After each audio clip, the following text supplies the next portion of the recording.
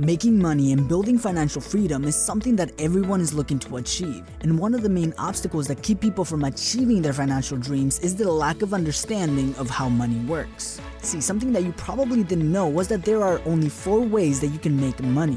Not 40, not 400, just 4. Every single method that you might use to make money falls into one of these categories. If you read the book Rich Dad Poor Dad by Robert Kiyosaki, you probably have a good understanding of assets and liabilities and how they work.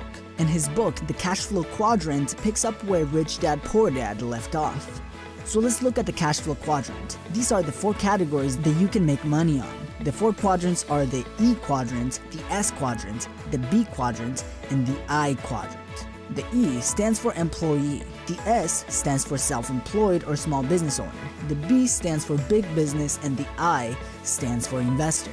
Each of these categories have their advantages and disadvantages, and they come with their own set of mentalities. You can make a lot of money in all 4 of these categories, but you are more likely to become rich and financially independent if you operate in the right side quadrants. See, the majority of people go to school and get trained to be an employee. They make money on the first quadrant, and this is where the majority of people stay. The E quadrant focuses on security and job benefits like a retirement account, health insurance, and a steady paycheck. The employee mindset considers this safe and secure paycheck as more important than building financial independence. There are many issues with making money in the E quadrant. Here, you don't have much control. Your boss decides your salary and you have to follow the rules that your employer has for you. And typically, a full-time job consists of at least 40 hours a week and sometimes more. Now, you can make a lot of money in this quadrant. You can be a CEO, a doctor, or a well-paid architect, and you still fall under this category. In this quadrant, you exchange time for money. Whether you get paid $15 an hour or $500 an hour, you are directly exchanging time for money. In this quadrant, time equals money, and if you stop working, you stop making money. Another problem with the E quadrant is that you receive a paycheck after the government has taken their share of what you earned. They take that share before you even see that money. Not only that, but earned income is one of the highest taxed forms of income. Imagine working very hard every day to only keep 60% of the money you made. And the harder you work, the more they take. This is what it's like to be an employee. The tax laws for employees are pretty tight that many pay up to 40% of the money they make. An employee in the E quadrant has no control over how they are taxed. Now, many people are mavericks. They have the mentality of freedom. They do not want to work for someone else. They hate working for a boss, so they strive to become their own boss. They figure out that being an employee has a lot of limitations, so they decide to become entrepreneurs and build their own business. This takes them from the E quadrant to the S quadrant, the self-employed and small business owner. Now, this person went from being an employee to owning his own business. That's great. But he soon realizes that in order to make things work, he will need to work way more than he ever did as an employee. Instead of working 8 hours a day, 5 days a week, he's working 12 or 14 hours a day, 7 days a week. Now, this is a good way to start. Many people start their businesses this way, but we can see that there are limitations here too. You are still exchanging time for a chance of profit. If you stop working, your business will stop earning money. This is especially true if the business owner is the bottleneck of the business, like freelancers. This is very similar to being employed, but instead of being employed by someone else, they created their own job. They don't just have a job, they own a job. That is why it's called being self-employed. People in the S quadrant still pay a lot in taxes, where some pay up to 50% of the money they earn. A self-employed person has to pay the employer's tax and the employee's tax, since he is both the owner and the employee. The real limitation of being in this quadrant is staying in this quadrant. If you are in the S quadrant, your real job is to move away from this quadrant to the next level. The B quadrant, the business owner. Here is where everything changes. This is when you have grown your business to work without needing you. You have created a system that works whether you are there or not.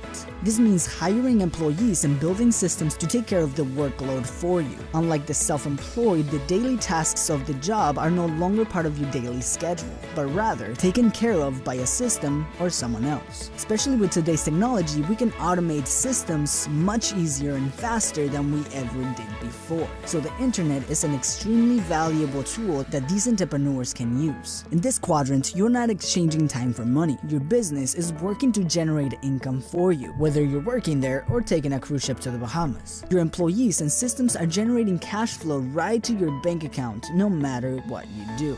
This is what we call an asset. One of the main benefits business owners in this quadrant have is major tax breaks. By owning a corporation, which by the way is just a folder with some legal documents in it, business owners are able to use the company's cash before they pay their taxes. For example, they could buy themselves a nice Lamborghini under the company name. The company owns the car, but they own the company. Business owners in this quadrant can ditch their own salaries if they do not want to work in their business anymore and get paid by dividend distribution, which is taxed much lower than their salary. Take Mark Zuckerberg, the CEO of Facebook, for example. He's still an employee of his company acting as the CEO, but he pays himself as an owner. In a previous video, I mentioned how Zuckerberg pays himself a salary of $1 per year, and many people were shocked of how little his salary was. What they didn't realize is that he pays himself a salary as an employee of only $1 per year. Like we mentioned before, this is the highest taxable form of income. But since Zuckerberg is the largest shareholder of the company, he gets a nice hefty dividend distribution check, which is not taxed nearly as aggressive as a salary income. Even though he is still considered to be an employee at Facebook by being the CEO, he pays himself as an owner. Once you're able to build a business that does not require your presence, you can choose to stay and work there like Mark Zuckerberg or not work there anymore like Bill Gates. He still makes a lot of money from Microsoft because he owns a big portion of the company, but he doesn't run the company anymore.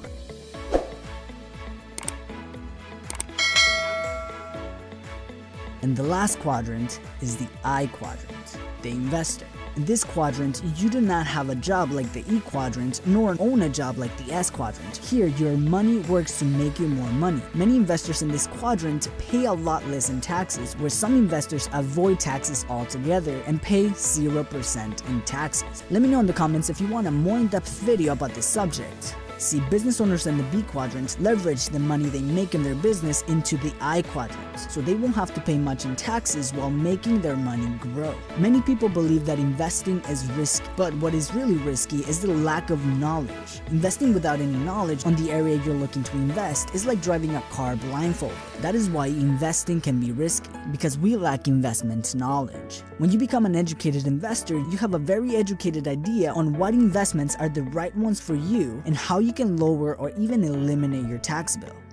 That is why being on the right side of the quadrants are more effective at creating financial independence. In the left side, people think of job security and benefits. They consider a steady paycheck as more important than financial independence. The right side focuses on building a financially independent life over a steady but limited paycheck.